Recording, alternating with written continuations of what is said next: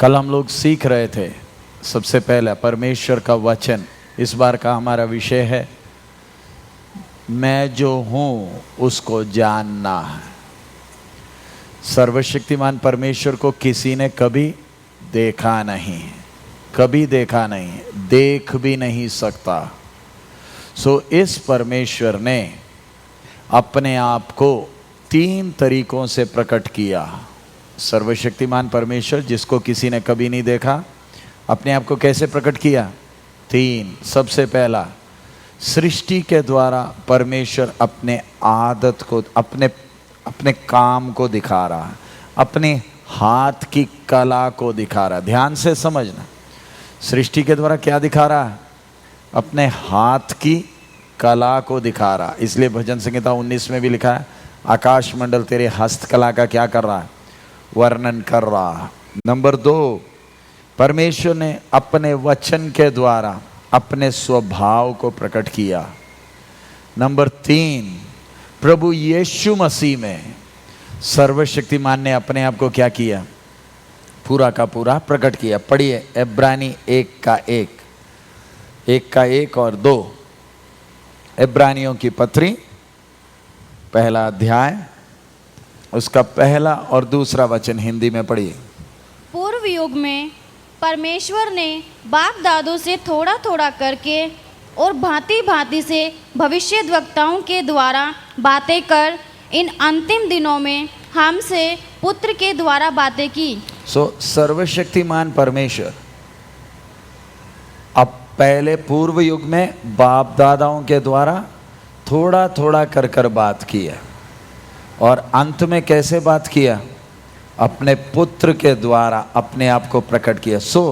अगर एक व्यक्ति ने सृष्टिकर्ता को जानना है, उस परमेश्वर को जानने के लिए तीन चीजें हैं, 3 किताबें। सबसे पहला सृष्टि। एक विश्वासी का आदत होना चाहिए कि वो सृष्टि को देखकर परमेश्वर के आदत को सीखता। किसको देखकर? सृष्टि हमें बहुत बातें सिखा रही। जब सृष्टि में हम परमेश्वर के, पढ़ लीजिए रोमी 1 अध्याय का 19, हमने बहुत बार पढ़ा हुआ विषय है, मैं सिर्फ उधर से कुछ शब्द उठाना चाहता। 1 का 20 पढ़िए, 19 और 20। इसलिए कि परमेश्वर के विषय का ज्ञान, परमेश्वर के, इधर ध्यान से ध्यान देना, लिखे हुए शब्द परमेश्वर के विषय का ज्ञान। रोमन्स 1:19-20। उनके मनों में प्रकट है। परमेश्वर के विषय का ज्ञान उनके मनों में प्रकट है। यानी इंसान के मन में परमेश्वर ने अपने आप को प्रकट कर दिया है। कोई ये नहीं बोल सकता कि परमेश्वर नहीं है। आज बहुत से लोग बोलते हैं कि परमेश्वर नहीं, कारण क्यों है? उनको मालूम है परमेश्वर है, लेकिन अगर वो इस बात को मान ले कि परमेश्वर है, तो उन्हें अपने जीवन में वो अनुशासन लाना पड़ेगा।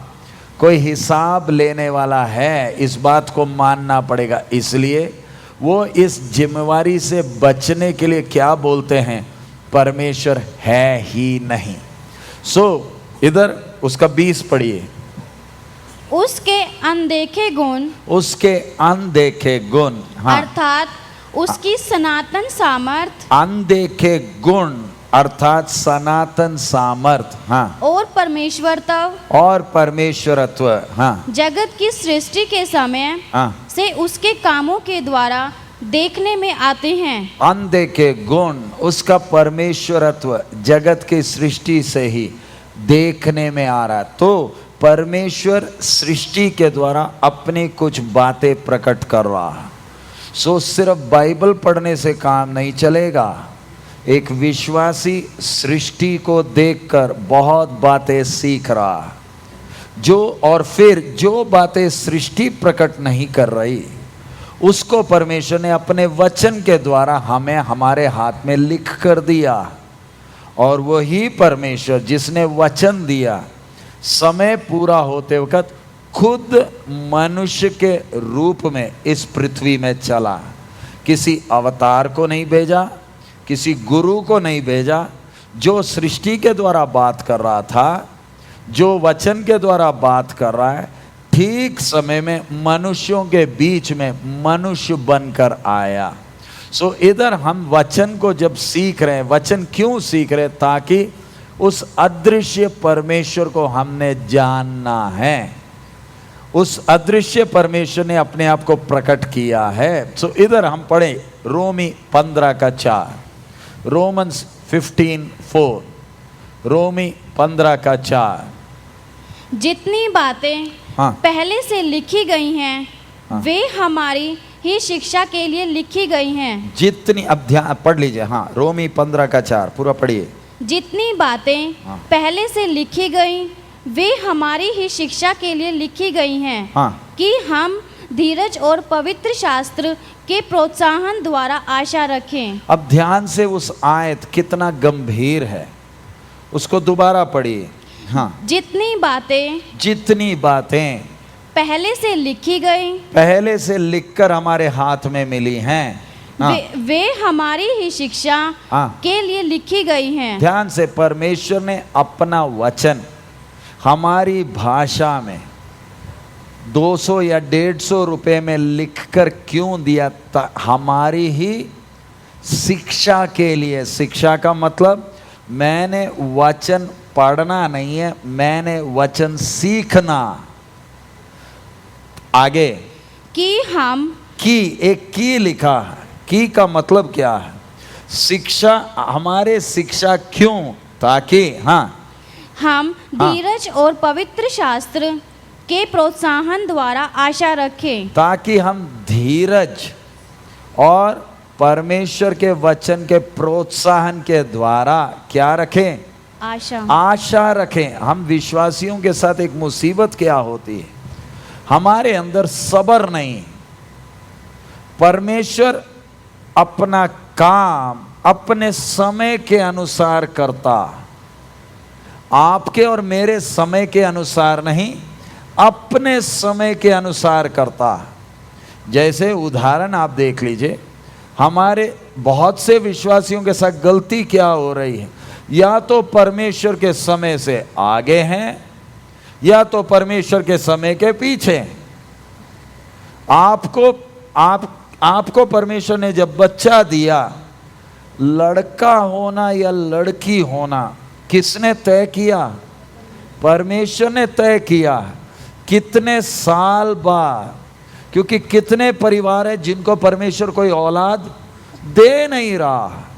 बच्चा दिया, आपके जन्म का एक समय, आपका मरने का एक समय परमेश्वर ने पहले से ही तय करके रखा। लेकिन आज विश्वासियों के साथ दिक्कत क्या? वो परमेश्वर की घड़ी का कोई कीमत नहीं देते हैं। परमेश्वर की घड़ी का मतलब परमेश्वर के समय उनके लिए कीमती नहीं है। वो अपना जीवन अपने हिसाब से बनाने को चाहते हैं। एक उदाहरण आपके सामने रखने के लिए, नौजवान लोग हमारे बीच में हैं, लड़के लड़कियां हैं, ध्यान रखें, परमेश्वर ने आपको जब बनाया, आपके जीवन के हर विषय के लिए परमेश्वर को एक योजना है, एक प्लान परमेश्वर ने बनाया है। लेकिन आप अपने मन में अपने ही प्रोग्राम बनाकर रखोगे तो परमेश्वर के प्रोग्राम के साथ टकराव आएगा, और परमेश्वर अपना प्रोग्राम आपके ऊपर थोपेगा नहीं, आपको आपके प्रोग्राम के लिए छोड़ देगा। समझाने के लिए, आपके एक नौजवान लड़की के लिए उदाहरण, या लड़के के लिए परमेश्वर ने कितने जोड़ी बनाकर रखे हैं? हाँ जी, एक लड़की, माँ बाप अगर बैठे तो आप ध्यान से बोलिए, आपके लड़की के लिए परमेश्वर ने कितने लड़के रखे हैं? हाँ जी, जोर से बोलिए। एक ना है, ध्यान से आप खुद ही बोले कितने? एक, दो नहीं है, तीन नहीं है, पांच नहीं है। परमेश्वर पांच नहीं रखे जिसमें से आप एक को चुन सकते हो। परमेश्वर ने दो तक नहीं रखे जो कि आप चुन सकते हो। कितने ही है? एक है।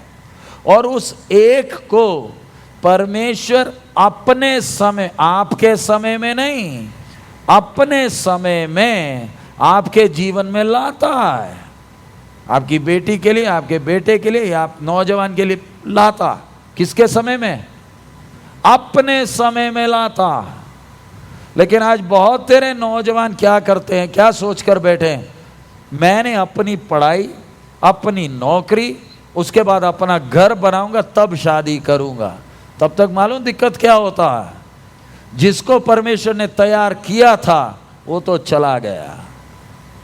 अब आपको मिलेगा नंबर 2, वो भी आपको ढूंढ डांड कर बनाना पड़ेगा। जो था वो तो क्या हो गया, चला गया। अब जीवन में दोबारा वो आपके रास्ते नहीं आएगा। अब आपको मरते दम तक अपनी गाड़ी को स्टेपनी के साथ चलाना पड़ेगा। स्टेपनी मालूम होता है ना? स्टेपनी, गाड़ी में जो स्टेपनी का टायर होता है बाकी टायर जैसा नहीं है। ये टायर, इसकी मजबूती कम है। ये स्टेपनी इसलिए लगाया होता है कि टायर पंचर हो गया तो अगले टायर के दुकान तक पहुंचने के लिए एक टेम्पररी टायर है स्टेपनी। लेकिन बहुत से लोग क्या करते हैं, स्टेपनी को ही परमानेंट बना दिए।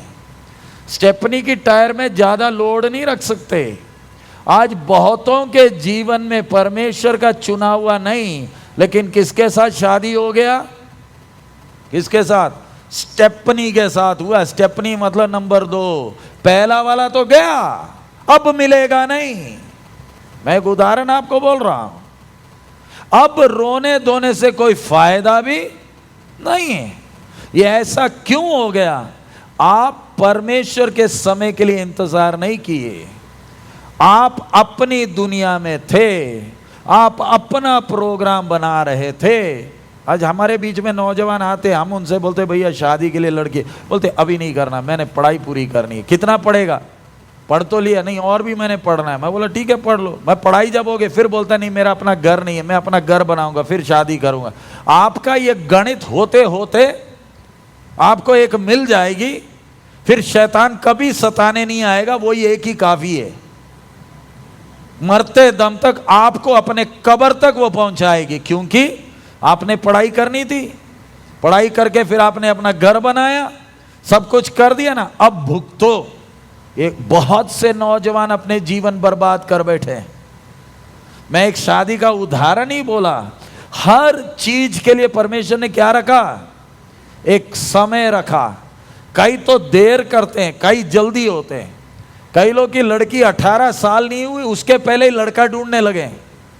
18 हुई नहीं, हमसे बोलते जी लड़का चाहिए। बोले 18 होने दो, उसको पढ़ने तो दो। न क्या पढ़ाना, 10वीं तक पढ़ लिया वो भी बहुत है। सिरदर्दी है, इसको कैसे ना कैसे किसी के गले में टांगना। कई माँ बाप हैं और हमें बोलते जल्दी से ढूंढो। हम बोलते कहां से मिले, नहीं कोई भी, और झूठ झाट बोल बाल कर शादी करा देते हैं। ध्यान रखे, अपना जीवन बर्बाद, दूसरे के जीवन को भी बर्बाद करते हैं। ये सिर्फ शादी की बात नहीं, आपकी नौकरी, आपका भविष्य। ध्यान रखे, जिसने आपको बनाया उसने आपके लिए एक योजना भी बनाई है। उसके समय के लिए इंतजार करना है। दोबारा पढ़िए, इसलिए वचन दिया हमारी शिक्षा के लिए। उदाहरण वचन में से ही उदाहरण देख लो। अब्राहम, उसको परमेश्वर ने बेटा कब देना था? कौन सी उम्र थी? 100 में बेटा देना था। लेकिन अब्राहम और सारा, उनका सब्र खत्म हो गया। 86 के उम्र में ही हाजरा के द्वारा कौन आ गया? इश्माइल आ गया। सिरदर्दी का कारण बना। दुनिया के आज तक सिरदर्दी है, क्योंकि परमेश्वर के समय के लिए क्या नहीं किए? इंतजार नहीं किए। इसलिए वचन दिया हमारी शिक्षा के लिए, ताकि हम धीरज, और पढ़िए क्या लिखा? धीरज, हाँ, धीरज और पवित्र शास्त्र हाँ, के प्रोत्साहन द्वारा आशा रखें। परमेश्वर के वचन के प्रोत्साहन द्वारा, यानी परमेश्वर ने हमारे लिए वायदे दे रखे हैं। क्या खाओगे क्या पियोगे उसकी क्या ना करो, बोला है ना। मैं बनाया, मैं उठाऊंगा भी। ये सब परमेश्वर ने वायदे क्यों दिए? ताकि हम जल्दीबाजी कुछ ना करें, परमेश्वर के समय के लिए क्या रखें?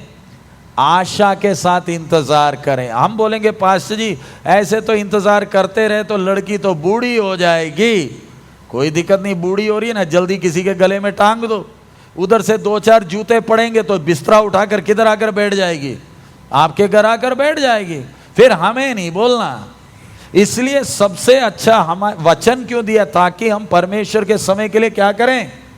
इंतजार करें। अगला पढ़िए, रोमी 16 का 25 और 26। रोमन्स 16, 25, 26। रोमी 16 का 25 और 26। हाँ, अब जो हाँ, तुमको मेरे सुसमाचार अर्थात यीशु मसीह के संदेश के प्रचार के अनुसार स्थिर कर सकता है, उस भेद के प्रकाश के अनुसार जो सनातन से छिपा रहा, परंतु अब प्रकट होकर सनातन परमेश्वर की आज्ञा से भविष्यद्वक्ताओं की पुस्तकों के द्वारा सब जातियों को बताया गया है कि वे विश्वास से आज्ञा मानने वाले हो जाएं। एक बार और वो 25 को पढ़िए। अब जो तुमको हाँ, मेरे सुसमाचार हाँ, अर्थात यीशु मसीह के संदेश के प्रचार के अनुसार स्थिर कर सकता है। क्या कर सकता है? सुसमाचार सुनकर या परमेश्वर का वचन सुनकर एक व्यक्ति क्या हो जाता है? स्थिर हो जाता है। स्थिर का मतलब ये डामाडोल नहीं होता। आज एक बहुत बड़ी समस्या कलीसिया में क्या है? पादरी के बिना तो हमारा गुजारा होगा ही नहीं। पादरी को तो कहीं जाने नहीं देंगे। अगर पादरी चला गया उसको तो सोने नहीं देंगे, 24 घंटे फोन करते ही रहेंगे। पास्टर जी करना क्या है? तुसी किथे हो? अभी क्या कर रहे हो? हमारे घर में ये मुसीबत। ऐसे करते करते अब ये हालत हो गई कि पादरी को अगर विश्वासी का फोन ना आए तो पादरी बेचारा ये सोच बैठता है कि विश्वासी मुझे छोड़कर किसी और के पीछे भाग गया। इतनी हालत आज हमारी खराब है। फिर ये पूछते कि तू आजकल मुझे फोन ही नहीं करता, क्योंकि वचन प्रचार तो कर। परमेश्वर का वचन करता क्या है? आप जब परमेश्वर के वचन को मानते हैं आप स्थिर हो जाते हैं। स्थिर का मतलब क्या है? जैसे ये अभी बिजली का लाइट का ये खंबा खड़ा किया, स्टैंड है। आप देखो ये 3 स्टैंड में खड़ा, इसको मदद के लिए कोई साथ नहीं है, अकेले खड़ा। इसी तरह पहले जब हम विश्वास में नहीं थे, जब हमने सच्चाई जानी नहीं थी, हम दूसरों पर भरोसा रखते थे। हमारी आसरा हमारा समाज था, हमारा गुरु था, हमारे रिश्तेदार थे। लेकिन जब परमेश्वर ने ये सुसमाचार हमें, ये भेद लिखा है ना, पढ़िए नीचे क्या है 25 में ही, उस भेद के प्रकाश के अनुसार, भेद के प्रकाश के अनुसार, हाँ, जो सनातन से छिपा रहा, हाँ, परंतु हाँ, अब प्रकट होकर हाँ, सनातन परमेश्वर की आज्ञा से भविष्यद्वक्ताओं की पुस्तकों के द्वारा सब जातियों को बताया गया है, हाँ, कि वे विश्वास से आज्ञा मानने वाले हो जाएं। यानी कितना गंभीर है ये भेद। पहले लोगों को प्रकट नहीं था, इसलिए आप लोगों को देखें वो कितनी भक्ति हमसे ज्यादा करते हैं, क्या क्या नहीं कर रहे। सिर्फ समझाने के लिए मैंने पहले भी वो चित्र दिखाया है, लेकिन एक बार और आपको वो चित्र दिखाना चाहता कि किस प्रकार दुनिया कितना भक्ति कर रही और हमें उसके तुलना में हम कितने सौभाग्यशाली हैं।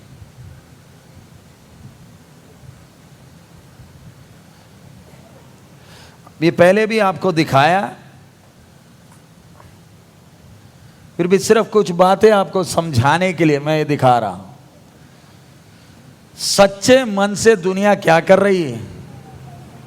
पूजा पाठ करती। पहले भी आपने एक तस्वीर देखा,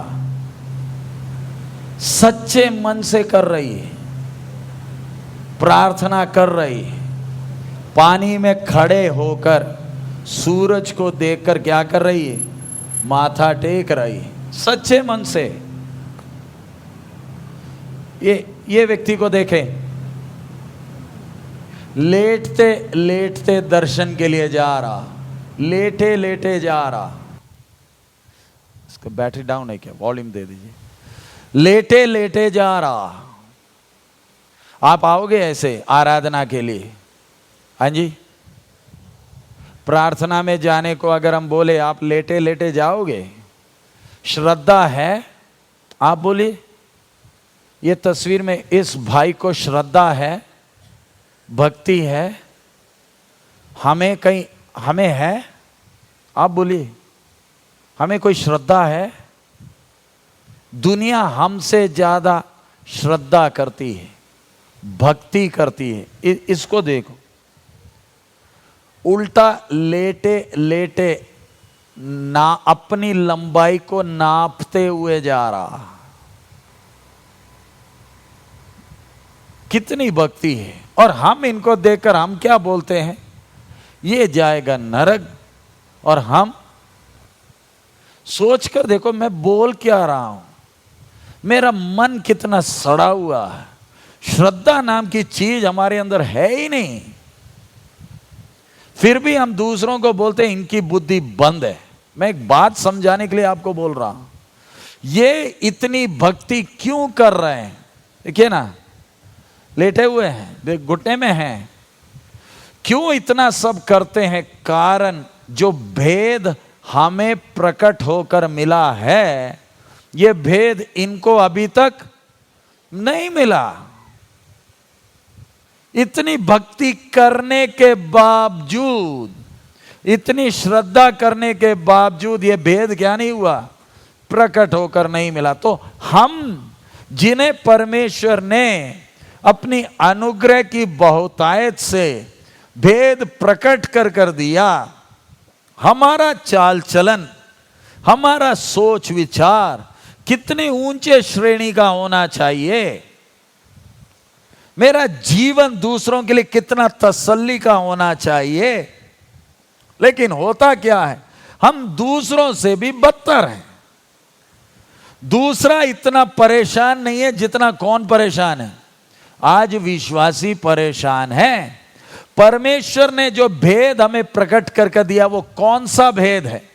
ये वचन के द्वारा जो भेद मालूम चला क्या है? दुनिया इतनी भक्ति क्यों करती है? उनका सोच है परमात्मा एक शक्ति है, वो निराकार है, मैं तो कभी देख नहीं सकता, मेरा गुरु देखेगा, मैं तो गुरु की पूजा करूंगा, क्योंकि परमात्मा और मेरे बीच में ये गुरु जी हैं, यही मेरे लिए सब कुछ हैं, इसलिए मैं उनकी उपासना करूंगा। दुनिया की यही सोच है कि परमेश्वर को देखना सबके बस की बात है नहीं, इसलिए उन लोग शब्दों का जप करते, कितना त्याग करते हैं, कितना डिसिप्लिन करते हैं। लेकिन मुझे और आपको, हमें मिला वो भेद। कौन सा भेद प्रकट हुआ? परमेश्वर शक्ति नहीं है। परमेश्वर हमारा कौन है? वो मेरा पिता है। दुनिया प्रार्थना नहीं कर सकती, वो बोलते प्रार्थना करे कैसे, वो तो शक्ति है। लेकिन एक विश्वासी, आप और मैं, आंख बंद कर कर उससे क्या करते हैं? बातें करते हैं। क्यों? हमें एक भेद खुलकर मिला कि वो शक्ति नहीं, वो मेरा कौन है? मेरा बाप है। मैं आहें भर भर कर उससे बातें करता हूं। सो जब इतना बात करने का सौभाग्य मिला, ये भेद हमें प्रकट होकर मिला कि एक ने मुझे बनाया, एक ने एक मर्जी से बनाया, मुझे पिछले जन्म और अगले जन्म का चिंता नहीं करना, तो मेरा जीवन कितना स्थिर होना चाहिए। लेकिन हमारे साथ दिक्कत क्या है? वो भेद प्रकट ना होने के कारण हम पहले गुरु के सहारे थे, अब पादरी के सहारे हैं। फायदा कुछ नहीं है, हालत में कोई बदली नहीं है। अगर उद्धार का अनुभव हुआ है, अच्छी तरह समझना, अगर आपके अंदर वचन का वो बीज आया है, फिर आप पादरी भरोसे नहीं हो। आप किसके भरोसे हो? आप परमेश्वर के भरोसे हो। आप उसके चरणों में बैठकर उससे बातें करते हैं, आप उसकी आवाज सुनते हैं। इधर लिखा है जो तुम्हें पढ़िए 25 दोबारा पढ़िए शुरू से। अब जो हाँ तुमको हाँ मेरे सुसमाचार हाँ। अर्थात यीशु मसीह के संदेश के प्रचार के अनुसार स्थिर कर सकता जो है। तुम्हें क्या कर सकता? स्थिर, अपने सामर्थ्य के अनुसार स्थिर कर सकता। यानी जीवन में कितना भी तूफान आ जाए, कितनी भी समस्या आ जाए, पेड़ की तरह खड़ा होता। कितना भी समस्या आने से क्या नहीं करेगा? डामाडोल नहीं होता। हम अपने आप को ध्यान दें, वचन सीख रहे हैं हम अपने आप को जांचने के लिए भी। मेरा बच्चा बीमार हो गया, मेरी नौकरी नहीं लगी, मेरी नौकरी चले गई, घर में कुछ समस्या आ गई, हम क्या हो जाते हैं? बोलिए, हम परेशान हो जाते हैं। आप परेशान क्यों हो गए? आपका बाप तो आपके साथ है ना। आप वचन के अनुसार आप उसका मंदिर है, वो आपको कभी भी छोड़कर जाने वाला है नहीं। सो स्थिर क्यों नहीं हो पाते? क्योंकि मैंने उस वचन को क्या नहीं किया? स्वीकार नहीं किया। इधर 26 के आखिरी में लिखा है विश्वास के द्वारा क्या करना? आज्ञा मानने वाले हो जाएं। विश्वास के द्वारा परमेश्वर चाहता है कि हम क्या हो जाएं? आज्ञा मानने वाले हो जाएं। अदन बगीचा में गड़बड़ी क्या हुआ? परमेश्वर की आज्ञा का उल्लंघन हुआ, परमेश्वर के वफादारी पर सवाल आ गया। इसलिए आज्ञा का उल्लंघन करने के कारण कितनी बड़ी मुसीबत आज तक दुनिया सामना कर रही है। सो परमेश्वर चाहता है कि विश्वास के द्वारा हम उसकी आज्ञा को क्या करें? माने। चिंता नहीं करने का मतलब क्या ना करो? चिंता नहीं करो। पढ़िए इसके साथ एक उदाहरण समझाने के लिए इब्रानी 13वां अध्याय, Hebrews 13 उसका 5, इब्रानी 13 का 5 एक उदाहरण है। Hebrews 13:5 तुम्हारा स्वभाव हाँ। लोभ रहित हो। तुम्हारा स्वभाव लोभ रहित हो। ये सलाह नहीं है, ये आज्ञा है। आगे, और जो तुम्हारे पास है हाँ। उसी पर संतोष करो। उसी पर क्या करो? मैंने तुम्हें पहले से जो दिया उसमें तू संतुष्ट रहे। आगे, क्योंकि हाँ। उसने आप ही कहा है, उसने आप ही कहा है, मैं तुझे हाँ। कभी ना छोड़ूंगा कभी नहीं छोड़ूंगा और न कभी तुझे हाँ। त्यागूंगा। और ना कभी तुझे त्यागूंगा। जब उसने मेरे से कहा, मेरे अंदर क्या नहीं होना? लालच नहीं होना। जितना दिया उसमें मैंने संतुष्ट रहना। सो आगे पढ़िएगा, पहला थिस्सलुनी 2 का 13, पहला थिस्सलुनी 2 उसका 13। इसलिए हम भी परमेश्वर का धन्यवाद निरंतर करते हैं कि जब हमारे द्वारा परमेश्वर के सुसमाचार का वचन तुम्हारे पास पहुंचा, तो तुमने उसे मनुष्य का नहीं परंतु परमेश्वर का वचन समझकर हाँ। और सचमुच यह ऐसा ही है ग्रहण किया। ऐसा ही ग्रहण किया। हाँ। और वह तुम विश्वासियों में जो विश्वास रखते हो प्रभावशाली है। हाँ। इसलिए तुम हे भाइयों परमेश्वर की उन कलीसियाओं की सी चाल चलने लगे जो हाँ। यहूदिया में मसीह यीशु में है। हाँ। क्योंकि तुमने भी अपने लोगों से। बस इतना काफी है। अब उस आयत को दोबारा पढ़ें, ये उसका 13 दोबारा पढ़ लीजिए। इसलिए हम भी हाँ। परमेश्वर का धन्यवाद निरंतर करते हैं। परमेश्वर का धन्यवाद निरंतर करते हैं। आगे, कि जब हमारे द्वारा परमेश्वर के सुसमाचार का वचन हाँ। तुम्हारे पास पहुंचा हाँ। तो तुमने उसे मनुष्य का नहीं परंतु परमेश्वर का वचन समझकर हाँ।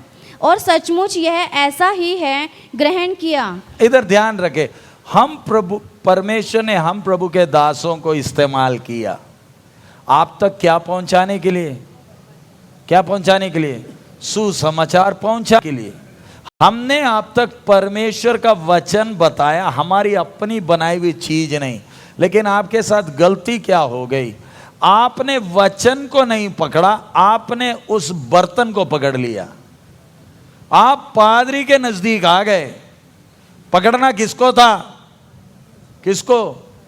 बोलिए, वचन को पकड़ना था। परमेश्वर ने उस बर्तन के द्वारा आप तक अपना सुसमाचार पहुंचाया। हमने वचन को ध्यान नहीं दिया, हमने बोला ये पादरी तो चंगा है, अब राशन पानी लेकर उनके पीछे चल पड़े। पकड़ना किसको था?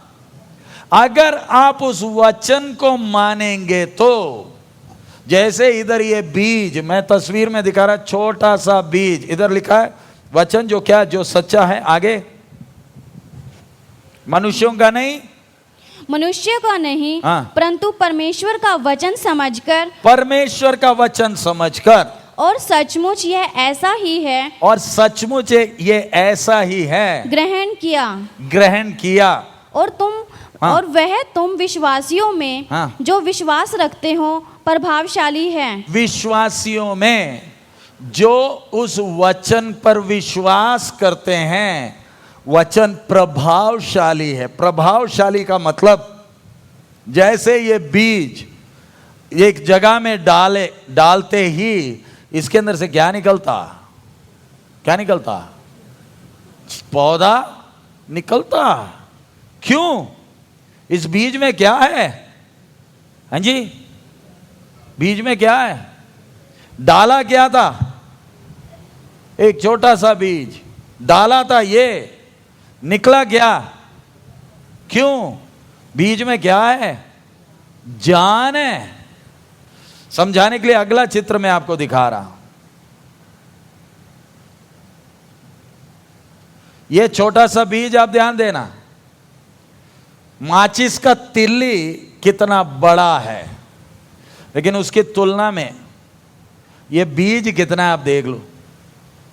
दिखाई दिया? छोटा सा बीज है, माचिस का तिल्ली इससे क्या है? उससे बड़ा है, लेकिन इसके अंदर से छोटे से बीज में से जो निकलता है ना, दुनिया का सबसे बड़ा पेड़ है। सबसे बड़ा पेड़ है। अमेरिका का स्टैच्यू ऑफ लिबर्टी भी छोटा है। इस पेड़ की हाइट है 115.6 मीटर, यानी 380 फुट जाता। बीज कितना है? ये बीज का नाप देख लो, 5 सेंटीमीटर भी नहीं, 2 मिलीमीटर है। इतना छोटा बीज, उसको जब डाला, उसके अंदर से क्या निकला? देखा पेड़ कितना बड़ा? ये तस्वीर देख लो, दुनिया का सबसे बड़ा पेड़ है। दिखाई दे रहा है? इतना बड़ा है। इसके बीच में से ही क्या बनाया हुआ है? सुरंग बनाया, गाड़ी जाती। एक पेड़ है, देख लो कितना बड़ा।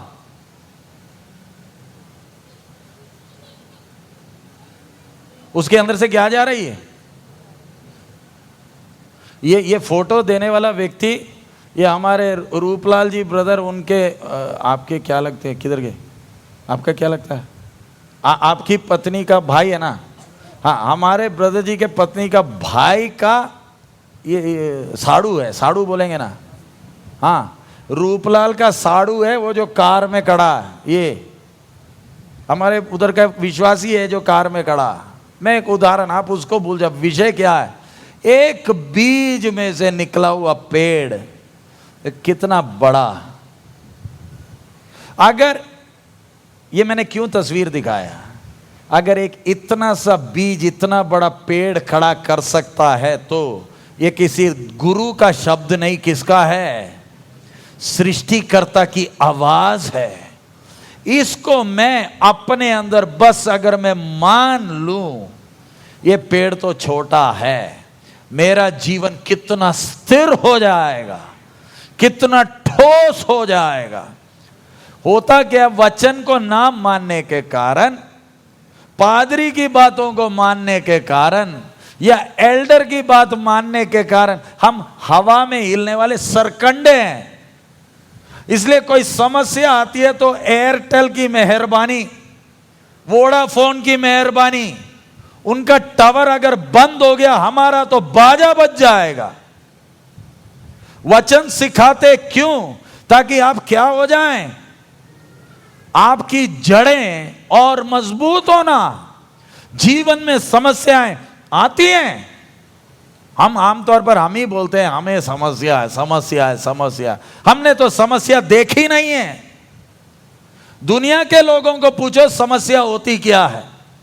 गाना तो हम गाते दुख का कटोरा, अगर दुनिया को देखो वो गाना नहीं गाते, वो सामना करते हैं।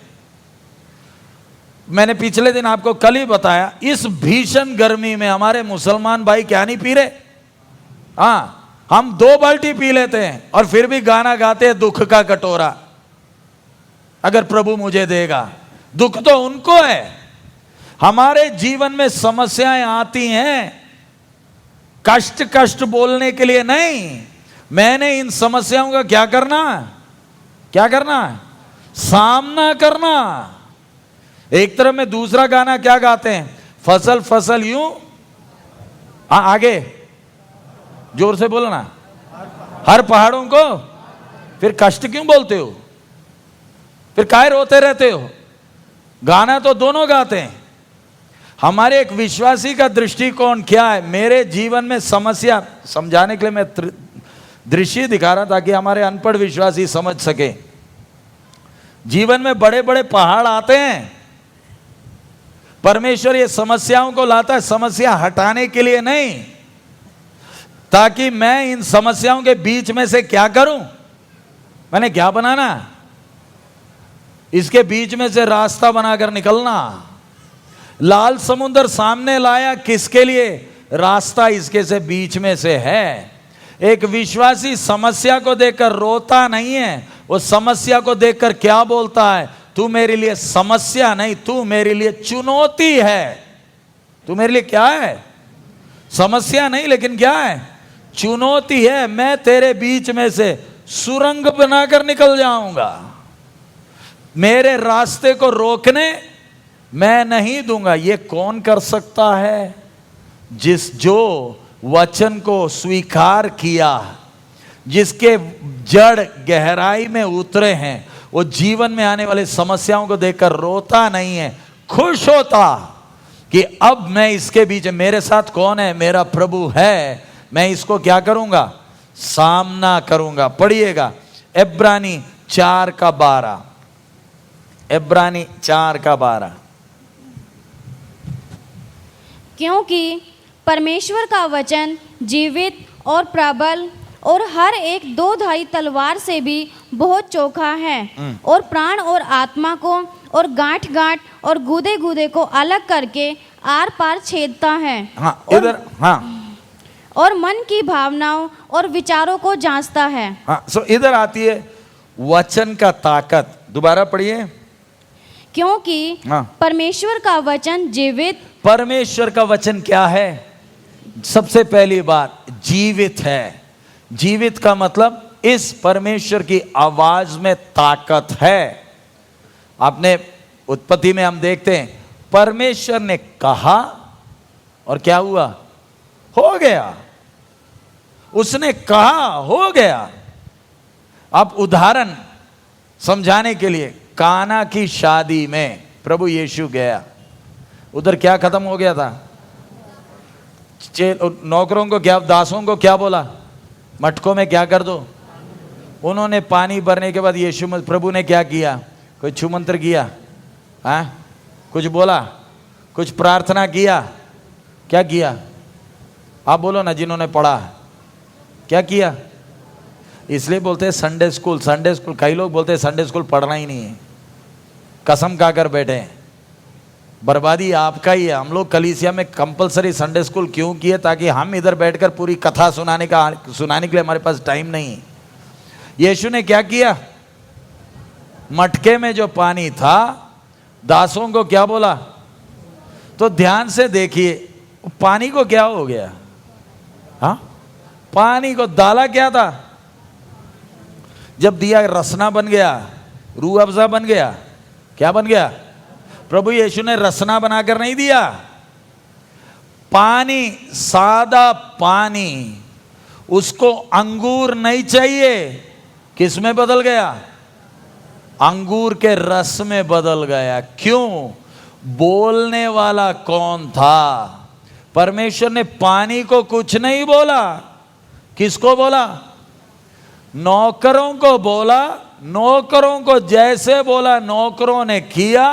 पानी अपने आप अपनी आदत को बदल दिया। कारण बोलने वाला कौन है? सृष्टिकर्ता है। अगर उसकी आवाज एक पानी को दाखरस में बदल सकती है, अगर उसके कहने पर 4 दिन का मरा हुआ लाजर बाहर आ सकता है, अगर उसके कहने पर यह सृष्टि शून्य में से बन सकती है, तो यही वचन अगर मैं मान लूं, मेरा जीवन कितना बदल जाएगा। आज बहुत तेरे विश्वासी अपने जीवन में संघर्ष क्यों कर रहे हैं? शारीरिकता, शैतान, ये वो बोल बोलकर परेशान क्यों? हमने वो वचन को क्या नहीं कर रहे हैं? स्वीकार करते नहीं हम। जानते तो हैं, जानने से फायदा नहीं। मैंने इस वचन को क्या करना? मानना है, ग्रहण करना। ग्रहण करने का मतलब, आप हरियाणा में खेती करते हैं ना, तो बीज बोने के पहले क्या क्या करते हो? बोलिए भाई लोग, बोलिए। बीज बोने के पहले क्या क्या करोगे? पहले ट्रैक्टर, हल नहीं चलाते आजकल। आजकल क्या चलता? ट्रैक्टर चलता है। ट्रैक्टर चलाने के बाद फिर क्या करोगे? अगला ट्रैक्टर चलाया, फिर क्या? बीज डाल दिया। क्या किया? हाँ जी, जोर से बोलो ना। अब खाने का टाइम हो गया लगता है, बोलो ना। हल चलाने के बाद, ट्रैक्टर चलाने के बाद क्या किया? हाँ, बहनें बोल रही है। खेती क्या बहनें करती है हरियाणा में? बोलो ना भाई लोग, बोलो। क्या करते हैं? उसको बराबर करते हैं, फिर खाद डालते हैं। खाद डालने के बाद फिर क्या करते हैं? हाँ, बीज डालते हैं। बीज डालने के बाद फिर क्या करते हैं? फिर वो मिट्टी को क्या करते हैं? बंद करते हैं, नहीं करते? क्यों बंद कर रहे हैं? अगर नहीं किए ना, जो 2 किलो डाला था ना, वो कौन ले जाएगा? कौवे ले जाएंगे। जब बंद किया, पानी डाला, तो हुआ क्या है? वो मिट्टी की गर्मी से वो बीज के अंदर से कुछ निकलता। आपकी मदद नहीं चाहिए। मैं जैसे पिछले वो फोटो आपको दिखाया, मैं दोबारा वो तस्वीर आपको दिखा रहा। वो बीज डाला है ना, ये बीज डाला, अंदर से क्या हो गया? खींच कर निकाला। हाँ जी, आपने खींचा था, बीज को तोड़ा था? नहीं ना, कुछ किया। वो जमीन की गर्मी ने इस बीज के अंदर से एक पौधे को निकाला। अगर एक छोटे से बीज में से इतना निकलता है, तो अगर मैं इस वचन को मान लूं, स्वीकार कर लूं, मेरे बाप ने मुझसे कहा है, आपका स्वभाव बदलता दुनिया देखेगी। दुनिया खुद ही बोलेगी, पहले ये कैसे था, अब ये कैसा है। कारण क्या? कौन बदल रहा? परमेश्वर का वचन क्या है? जीवित है, उसमें जान है। नंबर 2, जीवित है। उसके आगे क्या लिखा है? इब्रानी 4:12। और प्रबल है। अपने आप को वो बदला हुआ स्वभाव दिखाता है। फिर, और हर एक 2-धारी तलवार से भी बहुत चोखा है। 2-धारी तलवार से भी बहुत चोखा का मतलब, इस वचन में इतना ताकत है, इतना तीखा है। तीखा का मतलब, अभी समझो, मैंने ये पेन है, ये कागज है, ये पेन से मैंने ऐसे इसमें मारा तो क्या हो गया? फट गया। ये कागज इस पेन के ताकत को रोक नहीं पाया, निकल गया। लेकिन यही पेन लेकर मैं अगर ये टेबल में घुसाऊं, पेन टूट जाएगा। ये टेबल बोलेगा, बाबू तेरे को घुसने नहीं दूंगा। 2-धारी तलवार का मतलब, परमेश्वर के वचन के सामर्थ को कोई रोक नहीं सकता। हड्डी के अंदर के गूदे तक में पहुंच जाता। गूदा किधर होता? हड्डी के अंदर। यानी परमेश्वर की आवाज को, ये पेन को तो ये टेबल ने रोक लिया, परमेश्वर की आवाज को कोई रोक नहीं सकता है। प्रभु ने खुद कहा, मेरा आवाज, परमेश्वर का आवाज, वचन कभी खाली वापस नहीं आता, जाता है तो काम करता है, लेकिन उसके अंदर काम करेगा जो वचन के लिए अपने आप को क्या करके रखा, खोल कर रखा कि हे प्रभु, मैं तेरे वचन को मानने के लिए तैयार, तूने जैसे बोला मुझे आगे चिंता करने की कोई जरूरत ही नहीं। अब हम ध्यान रखें और पढ़िएगा इसके साथ साथ प्रकाशित वाक्य 22 का 18 और 19।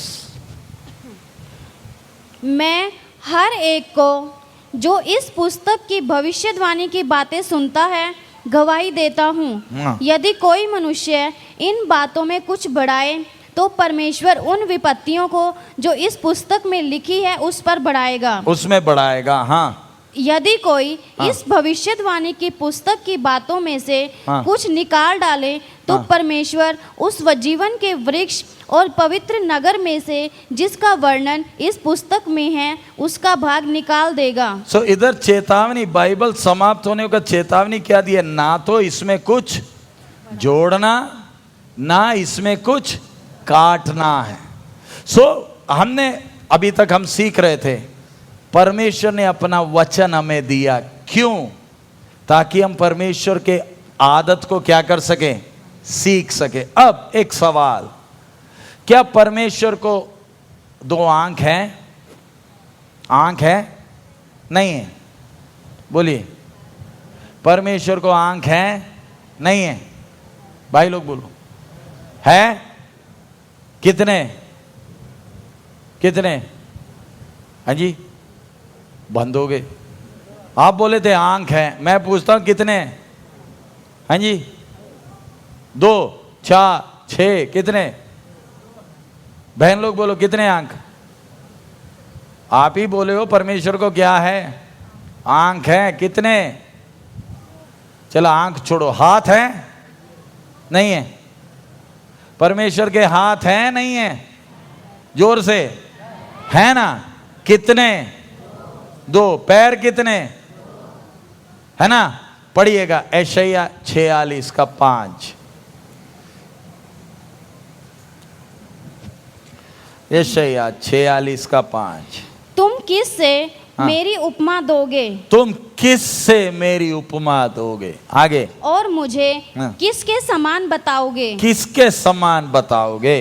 किससे मेरा मिलान करोगे? किससे मेरा मिलान करोगे?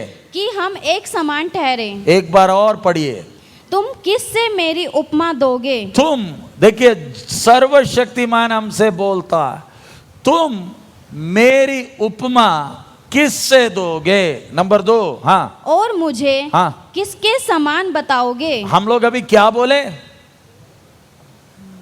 क्या बोले? आंख है 2, हाथ है 2 ठो, पैर भी 2, क्योंकि मेरे भी है इसलिए उसके भी है। तो फिर आखिरी में ये भी बता दो कितना फुट का है परमेश्वर?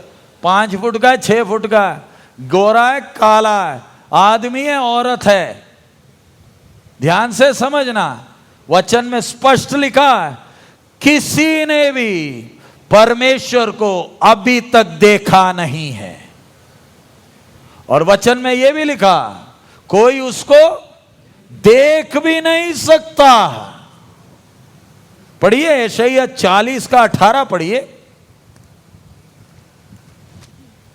तुम परमेश्वर को किसके समान बताओगे? किसके समान बताओगे? और उसकी उपमा किससे दोगे? और उसकी उपमा किससे दोगे? मूरत, हाँ, बस इतना काफी।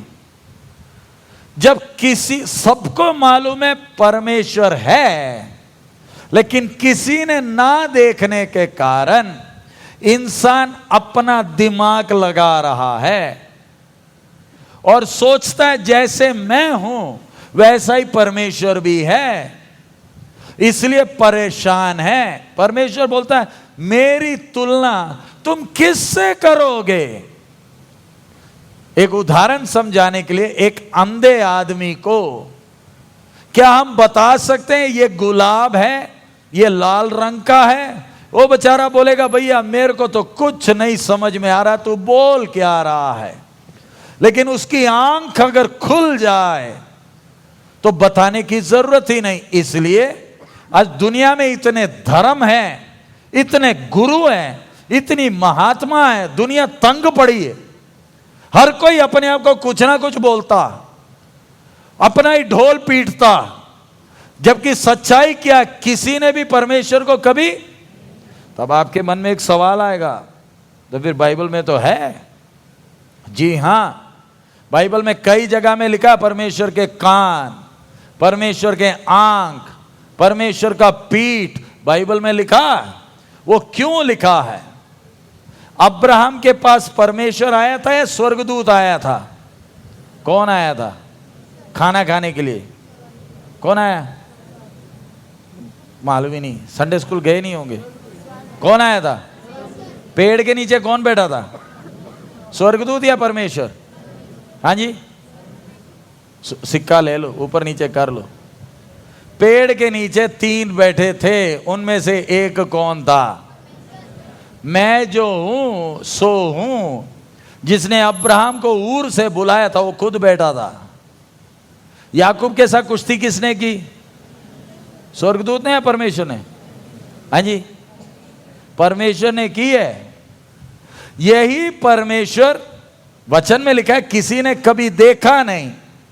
लेकिन हुआ क्या है, इंसान से बात करने के लिए कई बार इंसान के समझने वाली भाषा में आया।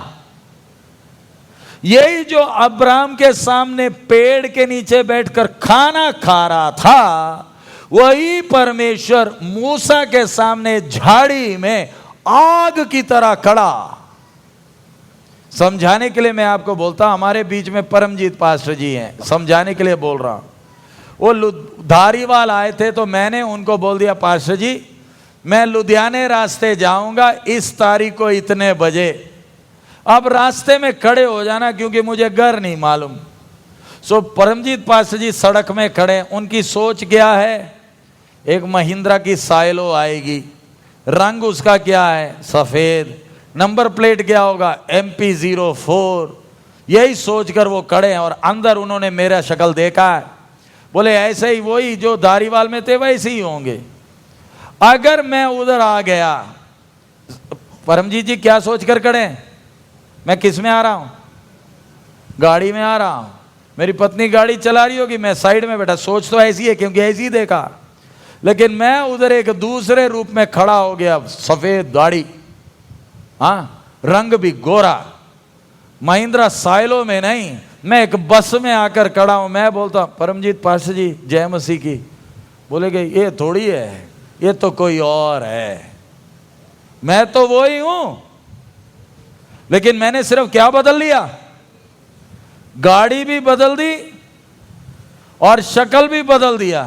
परमजीत पास्टर मानने को तैयार नहीं होगा, क्योंकि हमारी सोच क्या, जैसे मैंने धारीवाल में देखी थी वैसा ही होगा। ध्यान रखे, वही परमेश्वर जो आदम को ठंडे समय में मिला है, वही अब्राहम के सामने पेड़ के नीचे बैठा, वही याकूब के साथ कुश्ती किया, और एक समय मूसा के सामने कैसे आदमी बनकर नहीं आया, कैसे आया, आग है। उस आग में से लकड़ी टूटने की आवाज नहीं आ रही, वो आग से स्पष्ट आवाज आ रही है, आग बात कर रही है। आग क्या बोल रही है, हे मूसा, हे मूसा। कौन बोल रहा, आग बोल रहा। और वो आग बाद में सीनाई पहाड़ के ऊपर ना तो आग दिख रहा है ना तो आदमी दिख रहा है, पूरा पहाड़ किसमें भर गया, धुएं से भर गया। यही परमेश्वर एलिया के सामने होरेब में बड़ा आंधी में आया, उसके बाद धीमी आवाज में आया। बोलने का मतलब वचन में कई बार परमेश्वर का हाथ पैर नाक जब आप पढ़ते हो, आप ये नहीं सोचना कि हमारी तरह का नाक कान है, हमें समझाने के लिए उस भाषा में लिखा है। जबकि यथार्थ क्या है, किसी ने भी परमेश्वर को उसकी पूरी महिमा में देखा नहीं। कितना बड़ा सौभाग्य जब हम देखे नहीं हैं उस परमेश्वर ने अपने वचन के द्वारा अपने आप को क्या कर दिया, प्रकट कर दिया है। क्यों नहीं देखा? क्योंकि हम उसको देख नहीं सकते हैं, इतना महान है। उसने अपना वचन हमें क्यों दिया? ताकि हम उसकी आदत को समझें और दोस्त की तरह का संबंध उसके साथ हो। इसलिए एक विश्वासी के अंदर का एक जलन क्या रहता है, मैंने परमेश्वर को जानना है। पढ़िए भजन संगीता 63 का 8, Psalms 63:8। मेरा मन तेरे पीछे पीछे लगा चलता है, मेरा मन तेरे पीछे पीछे लगा चलता है, और मुझे तो तू अपने दाहिने हाथ से थाम रखता है। मुझे तो अपने दाहिने हाथ से तू क्या करता है, थाम रखता है। सो एक विश्वासी के अंदर का प्रार्थना क्या होना, हे प्रभु मैंने तुझे जानना। वचन क्यों सीख रहा, वचन क्यों पढ़ रहा? ताकि अपने सृष्टिकर्ता को क्या करे और करीबी से क्या करे, जाने। अब एक आयत पढ़ लीजिए, यूहन्ना 6:44, यूहन्ना 6:44।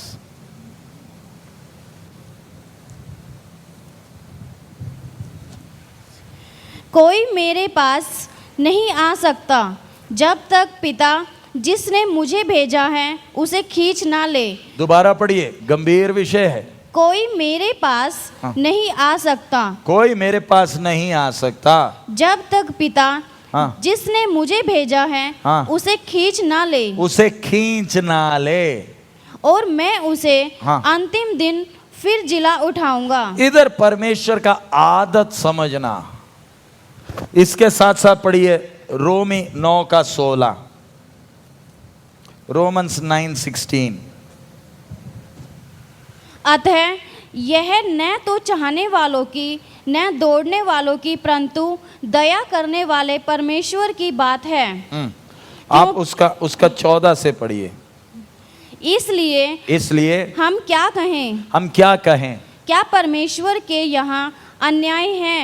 कदापि नहीं। क्योंकि वह मूसा से कहता है, मैं जिस किसी पर दया करना चाहूँ उस पर दया करूंगा, और जिस किसी पर कृपा करना चाहूं उसी पर कृपा करूंगा। अतः यह न तो चाहने वाले की, ये ना तो चाहने वाले की, ना दौड़ने वाले की, परंतु दया करने वाले परमेश्वर की बात है। अब इधर ध्यान दी, मैंने आपको ये तस्वीर दिखाया, और भी कितने लोग हैं, कितना भक्ति कर रहे हैं, चौकड़ी मारकर बैठे हैं। यहूदी को देख लो, दीवार के आगे खड़ा है, कितने ध्यान से इन लोग एक एक काम कर रहे। कोई योगा कर रहा है, परमेश्वर ने दिए 2 हाथ 2 पैर, देखो ना करता गया है। ये सब क्यों कर रहे हैं? अपने ध्यान रखना, एक गंभीर विषय है। अपने शरीरों को डिसिप्लिन में डालें। मीट मच्छी नहीं खाते हैं, शब्दों का जप करते हैं, घंटों करते हैं। मैंने पिछले दिन बताया रामदेव जी के बारे में, वो दिन भर बैठकर अपने पेट को इतना घुमाता है तब जाकर दुनिया के सामने दिखा पाता। ये कोई खेल नहीं है। कोई बोल रहा था रामदेव जी नीचे फर्श में ही सोता है, वो कोई खाट में नहीं सोता, नीचे ही सोता है, पूरा दिन लगा रहता है योगा करने में, और दुनिया उसके पीछे पड़ी है। अब पतंजलि का जो सामान है, दुनिया पता नहीं 7,000 करोड़ का दुनिया खाती है, सोचती है कम से कम थोड़ा सुखी तो रहे। दुनिया सब कुछ कर रही है, लेकिन फिर भी सुखी क्यों नहीं है? यूहन्ना 6:44 में क्या लिखा है? दोबारा पढ़िए, 6:44। दुनिया इतना मेहनत कर रही है, कोई ध्यान से, सर्वशक्तिमान की आवाज है, कोई मेरे पास नहीं आ सकता। यानी एक आदमी या औरत अपनी मर्जी से परमेश्वर के पास नहीं आ सकता है। आगे, जब तक पिता जिसने मुझे भेजा है उसे खींच ना ले। बोलने का मतलब जब तक परमेश्वर आपको अपने पास आकर्षित नहीं करेगा, आप उल्टे सिर भी खड़े हो जाओ, करोड़ों रुपया भी दे दो, आप परमेश्वर को जान नहीं पाएगा। आज कई लोग हमसे बोलते, हमारे बारे में आरोप लगाते कि हम लोगों का धर्मांतरण करते हैं, हम लोगों को लालच देते हैं, हम पैसे देकर लोगों को खींचते हैं। भैया, ये रास्ता पैसा देकर खींचने वाला नहीं है। इसमें किसी को लालच देकर ला भी नहीं सकते हैं। कारण खींचना किसने? परमेश्वर ने खींचना है। और अगर किसी को परमेश्वर ने खींच लिया, दुनिया चाहे जो मर्जी कर ले, वो अपनी गर्दन दे देगा, लेकिन वापस जाने का नाम नहीं लेगा। क्यों? उसको सृष्टिकर्ता ने अपनी ओर खींचा। तो क्या एक सवाल उठता है, क्या परमेश्वर सबको प्यार नहीं करता? क्या परमेश्वर सबको बचाना नहीं चाहता? वचन में लिखा है, परमेश्वर ने जगत से इतना प्रेम किया, हाँ, कि उसने अपना, ताकि जो कोई उस पर विश्वास करे, आगे नाश ना हो, परंतु, यानी परमेश्वर नहीं चाहता कि कोई भी नाश हो, लेकिन किसी के साथ जबरदस्ती करेगा नहीं। मनों को जांचने वाला परमेश्वर देखता है उसको जानने का भूख किस किस के अंदर है। जिसके अंदर स्व इच्छा में परमेश्वर को जानने का भूख होगा, केवल उसी को परमेश्वर अनुमति देता है अपने करीब आने का। अभी जैसे मैं इधर आया, मैं अभी दिल्ली जा रहा हूं, दिल्ली जाते हुए रास्ते में नरेंद्र मोदी जी दिल्ली में हैं, प्रधानमंत्री हैं। मेरे मन में विचार आया, भोपाल जाने के पहले उनको जरा मिल लूं, उनके साथ चाय पी लें, कुछ गपशप कर लें, तो जाने देंगे? हाँ जी, जाने देंगे मुझे? हाँ जी, जाने देंगे नहीं देंगे? हाँ, मैं कौन सा पाकिस्तान से आया हूं, मैं तो भारत का नागरिक हूं, मैंने भी वोट दिया, मैं भी जाना चाहता हूं। तो गेट वाला बोलेगा, हूं जा, तेरे को कोई अपॉइंटमेंट मिला? अगर भारत के प्रधानमंत्री जो 5 साल के लिए प्रधानमंत्री बनता है, उसको मिलने के लिए अगर पहले से ही अपॉइंटमेंट चाहिए, तो सेनाओं का यहोवा जो सर्वोच्च है, उसके साथ संपर्क बनाना बच्चे का खेल नहीं है। केवल उसी को है जिसके अंदर उसको जानने का क्या है? भूख है, एक अंदर एक जलन है। हे बाप, मुझे तेरी आशीष नहीं चाहिए, मुझे तू चाहिए। आज बहुत सारे विश्वासी हैं, नाम तो विश्वासी, लेकिन हम में से कितने होंगे जो बोल सकते हैं मेरा परमेश्वर के साथ का एक संबंध है, मैं उससे बात करता, मैं प्रार्थना नहीं करता, मैं क्या करता हूं? बात करता हूं, और वो भी मुझसे बात करता। ये एक धर्म नहीं है, ये एक संबंध है। किसके साथ का? सर्वशक्तिमान के साथ का संबंध। पढ़िए प्रेरितों का काम 9:3, प्रेरितों का काम 9वां अध्याय 3रा वचन।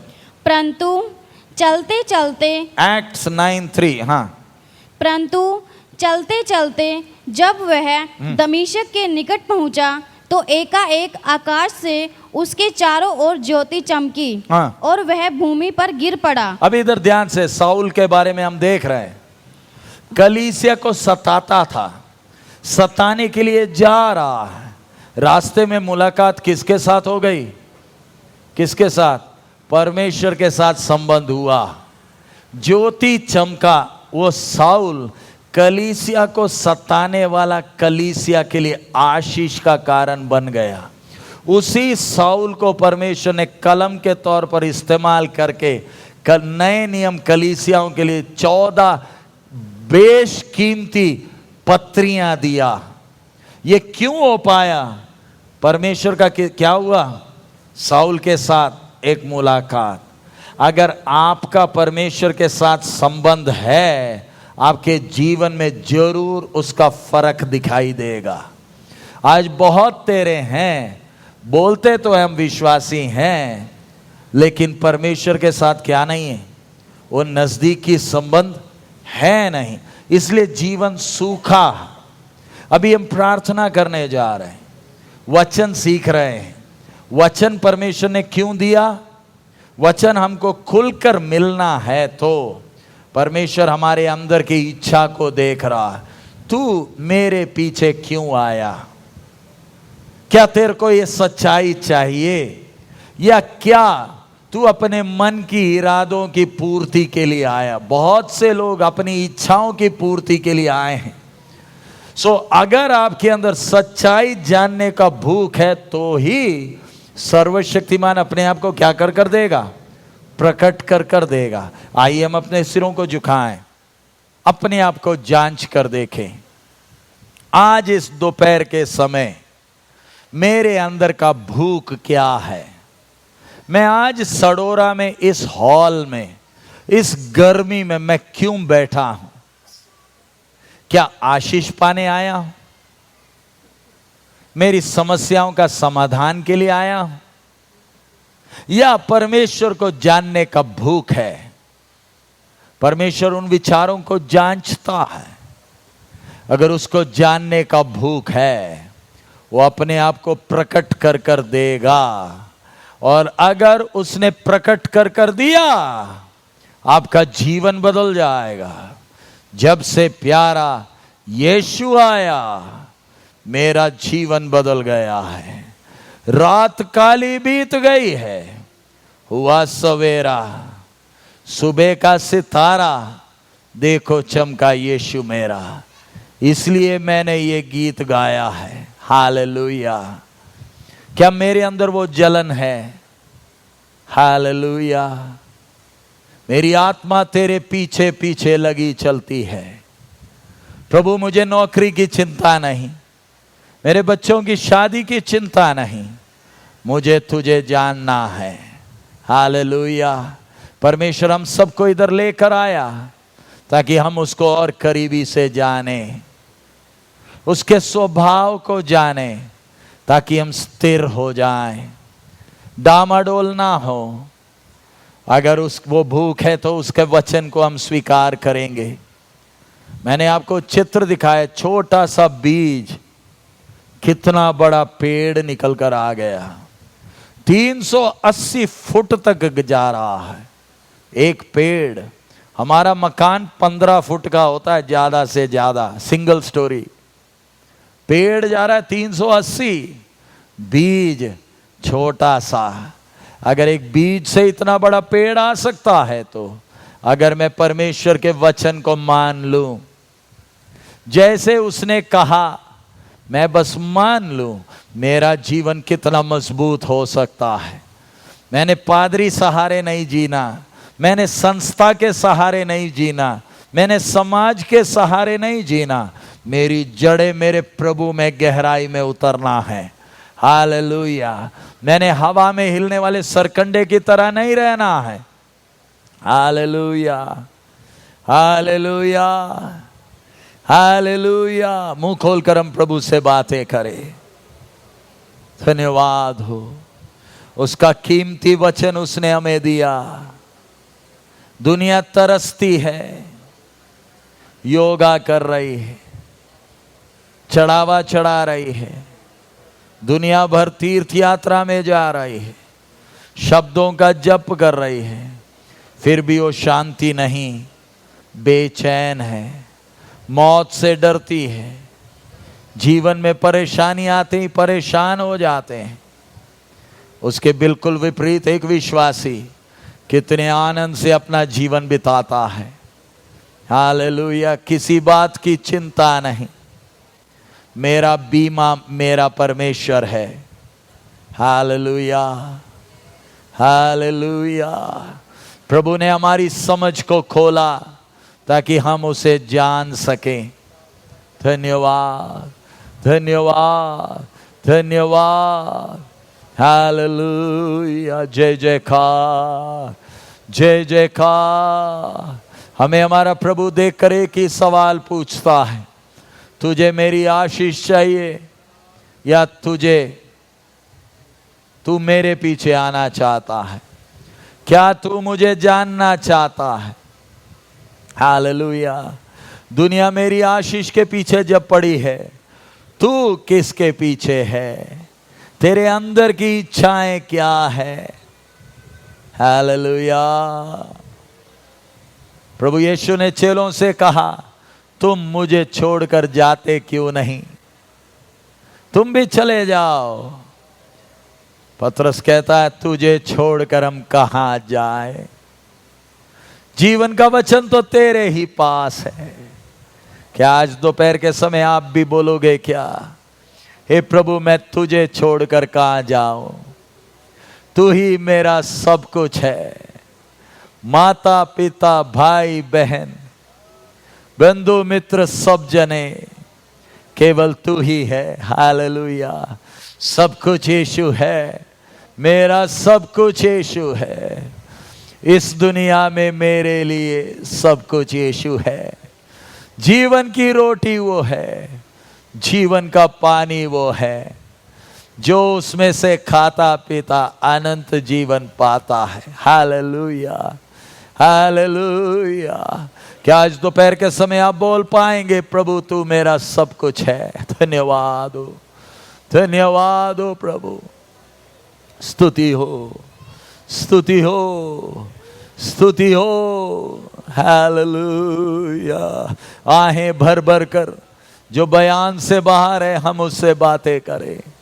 उसने अपना कीमती वचन मेरे हाथ में दिया। हालेलुया। ताकि मैं उसे जानूं। हालेलुया। तेरी स्तुति हो, तेरी स्तुति हो। हालेलुया। दी बला रबा शबला दिली बिला बले बेला बला बला बा दिला बला बा रबा दिली बिला बले बेशिना बा दिली बिकम दिला बा। कितना बड़ा सौभाग्य जीवते परमेश्वर को जानने का मौका मिल गया। हम पहले किधर थे, किधर थे? कहां से हमें उठा कर लेकर आया। हालेलुया। उस प्रभु को हम आज क्या दें? हालेलुया। तेरा प्यार है महान। मेरी सूरत बिगड़ी थी। Hallelujah, hallelujah. परमेश्वर के किए उपकारों को याद कर कर हम उसकी आराधना करें। हमारे लिए खाना बड़ा नहीं है, उस महान परमेश्वर की आराधना करें जो आराधना के योग्य है। मैं तुझे क्या दूं? तूने मेरे लिए क्या कुछ नहीं किया। हालेलुया। दिबा बाबा दिबिलो बोदला दिली बिला रशम दिली बाल बदले बलो बलो बाशा काला बलो बा। हालेलुया। दिल की गहराई से हम उसकी स्तुति करें। हालेलुया। अगर प्रभु मेरे जीवन में ना आता, मैं अभी इस समय कहां होता? हम पानी की तरह दारू पीते थे, अपने आप को बर्बाद करने में लगे थे। उसकी दृष्टि हमारे ऊपर हुई, हम नालायकों को उसने चुन लिया। सच्चाई को जानने का मौका मिला, ये भेद को उसने प्रकट कर दिया। हालेलुया। दीदार बलबा दिली बिलो बले बेल बम दल बलो बलो बा शम दल बा। हालेलुया। अब दोपहर को कितना भी खाना खाएंगे भूख लगेगा, लेकिन जब आप उस वचन को खाते हैं, हमारा भीतरी मनुष्य और बलवंत होता है। जय जयकार। स्तुति हो, तेरी स्तुति, तेरी स्तुति, तेरी स्तुति। जीवन की राह में तू, हर तकलीफों से तू है मेरे यीशु, तू चलाता जा। जब तक मैं हूं दुनिया में, जीवन तेरी महिमा में हमेशा होता रहे प्रभु मेरे। Hallelujah, hallelujah. स्तुति, स्तुति, स्तुति। हम किधर थे? आज किधर है? उसकी अपार कृपा है, अनुग्रह की बहुतायत। मुझ पापी में क्या देखा था? कोई खूबी नहीं, कोई खूबी नहीं। हालेलुया, स्तुति हो, स्तुति हो, स्तुति। प्रार्थना करें। प्रेमी प्रभु, हम आपका धन्यवाद देते हैं। तेरे को जानने का एक अच्छा मौका आपने हमें दिया। इससे बढ़कर और कुछ नहीं प्रभु। मकान नहीं है तो भी चिंता नहीं, अच्छे कपड़े नहीं है कोई दिक्कत नहीं प्रभु। सबसे बड़ा सौभाग्य तेरा वचन तूने हमारे हाथ में दिया। तेरे को जानने का वो भूख हम एक एक के अंदर इन दिनों में बढ़े प्रभु। हमारी जरूरतें पूरी हो ना हो, तेरे को और करीबी से जानने के लिए मदद कर। तेरी आशीष मांगते हैं प्रभु। ब्रेक लेते समय तेरे वचन को और मनन करने के लिए सहायता कर। यीशु मसीह के मधुर नाम से हम मांगते हैं।